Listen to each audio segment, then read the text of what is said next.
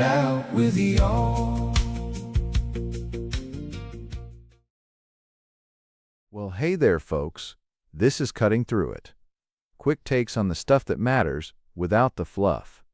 If you want the full backstory on who I am and what we're building over here, there's a watch this first video at the top of the playlist. Worth your time if you've got a little to spare. Let's go ahead and get into today's topic. Somebody, somewhere, right now, is sitting across from a person whose world just fell apart. And they're about to say it. You already know what they're about to say, don't you? The old go-to, everything happens for a reason. I'm going to ask you to stop saying that. Not because it isn't well meant, it almost always is, but because what feels like comfort to the person saying it often lands like a gut punch to the person hearing it. And I think we can do better than that. Let's talk about what's actually going on with that phrase. The claim hiding inside it is pretty specific. It's the idea that God is running some kind of master script, that every tragedy, every diagnosis, every drunk driver, every act of cruelty was planned as a necessary step towards some greater purpose you just can't see yet. That sounds almost comforting until you follow it all the way home, because if God is the direct author of every tragedy, then He's not somebody you can actually trust. You'd have to approach Him the way a mouse approaches a cat, wondering what painful lesson He's got coming for you next. That's not the God of Scripture. That's fatalism with a cross on it. Here's what the Bible actually says about the world we live in. It's broken. Not the way God made it, but the way it ended up. When sin entered the picture, it didn't just damage our relationship with God, it fractured everything. It brought a bunch of bad crap with it.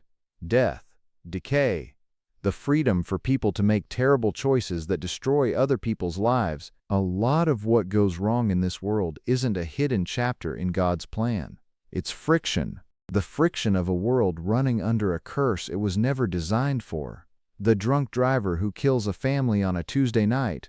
That's not God's best for anybody. That's a broken person making a terrible choice in a broken world. People usually reach for Romans 8:28 to back up the everything happens for a reason idea, and I want to be careful here because that is a real verse and it does say something important.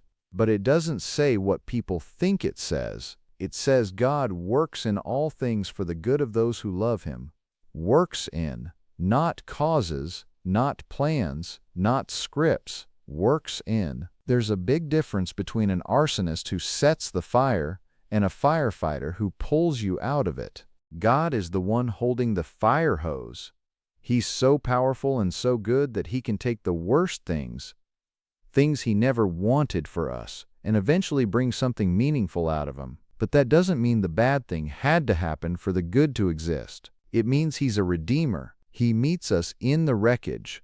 He didn't drop the wreck on our heads to teach us a lesson about gravity. I want to show you what a God who redeems actually looks like in practice. When Lazarus died, Jesus knew exactly what was about to happen. He already knew He was going to bring Lazarus back. If there was ever a moment where somebody had a good reason to tell people to stop grieving, that was it. But He didn't do that. The shortest verse in the Bible is only 2 words. Jesus wept. He stood at that tomb and He cried. No lecture on sovereignty. No silver lining. No, He's in a better place.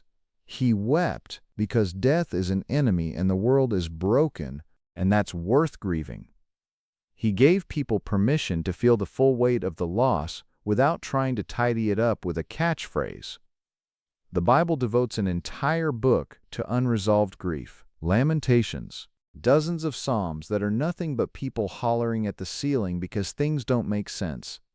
Not looking for a reason, looking for God. Scripture makes room for real, honest, messy grief that doesn't resolve neatly. Some things are just bad. There is no reason that justifies the abuse of a child, no hidden purpose that makes a genocide okay. But to suggest God planned those things is to make Him an accomplice to evil. The truth is, He hates those things, probably more than we do. He's not orchestrating the darkness. He's the one who entered it in the person of Jesus to eventually put an end to it. That's not a God who's pulling strings from a safe distance. That's a God who got into it with us, and that changes everything about how we hold the hard stuff. So what do you actually say when somebody's world has just fallen apart? Honestly, sometimes nothing. You sit down, you stay, you let the silence be what it is. People in real pain don't need an explanation. They need a presence. What they need to know isn't that there's a reason for what happened. It's that they're not alone in it. There's a big difference between a God who caused your suffering as part of a plan and a God who is present with you in the suffering, working to bring you through it. One of those you resent, the other one you run to.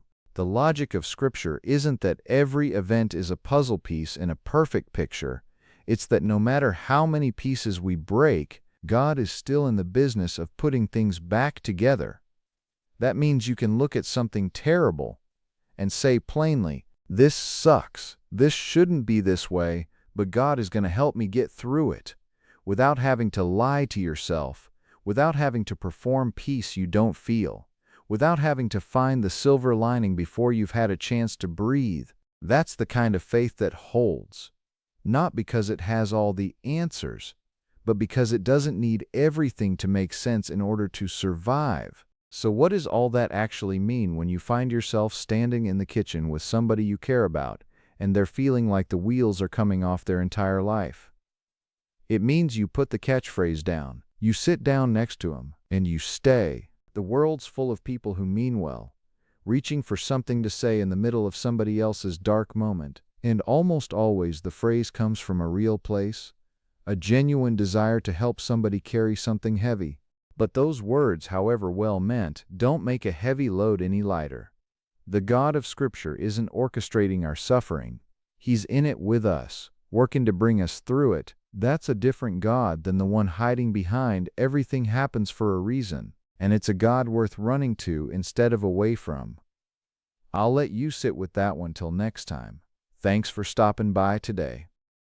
Before I let you get back to your day, I just wanted to say, thank you. It really means a lot to me that you'd take the time to sit here and listen to my yapping. Time is the only thing they're not making any more of. So thank you for spending a little bit of yours with me. Do me a favor, would you? Do the YouTube dance, hit the thumb, the subscribe button, and the little bell. It'll really help us out. And leave me a comment. Tell me what you liked, what you didn't like, what you want us to go over. Hell, tell me what you're having for dinner if you want. I want to get to know you. I'll see you next time. Until then, take care. I don't have all the answers, never claimed to know it all. Just an old farm kid still learning, working it out with y'all.